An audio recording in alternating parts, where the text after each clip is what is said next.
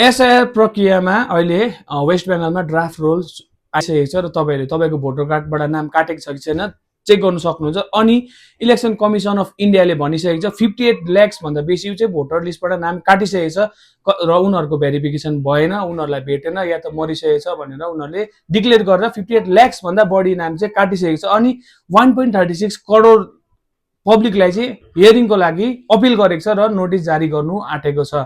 र तपाईँहरूले त्यस माध्यममा तपाईँको हियरिङमा तपाईँहरूलाई बोलाउँछ, तपाईँको बिएलओसँग तपाईँले सम्पर्क गर्नु सक्नुहुन्छ र डिटेल्स पनि माग्नु सक्नुहुन्छ। यो कुरा चाहिँ इलेक्सन कमिसन अफ इन्डियाले नै भनिरहेको छ। र तपाईँको 10वटा यदि तपाईँको 2002मा नाममा लिस्टमा नाम थिएन भने अनि तपाईँको कसै गार्जियनको थियो भने कतिवटा डकुमेन्ट्स अब तपाईँले फिलअप गर्दाखेरि मिस्टेक गर्नुभएको छ भने त्यसमा चाहिँ हियरिङ हुन गइरहेछ। त्यस्तै इलेक्सन कमिसन इन्डियाले नोटिस जारी गरिसकेको छ र यसमा चाहिँ हियरिङको टाइममा चाहिँ तपाईँले कसरी हियरिङमा के डकुमेन्ट्स लानु सक्नुहुन्छ भनेर आज म भन्न गइरहेको छु।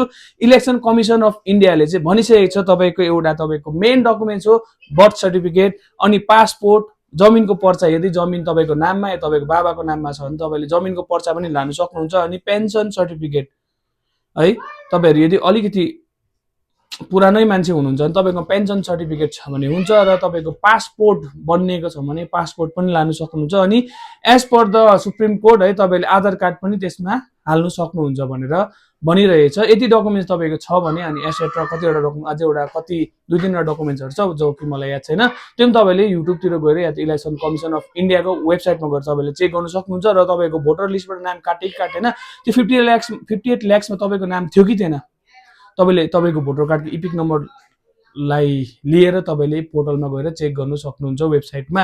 अनि यो भिडियो चाहिँ सक्दो सेयर गर्नुहोस् होला, कसै न कसैले यो भिडियोले हेल्प भएको होस्। अनि धन्यवाद।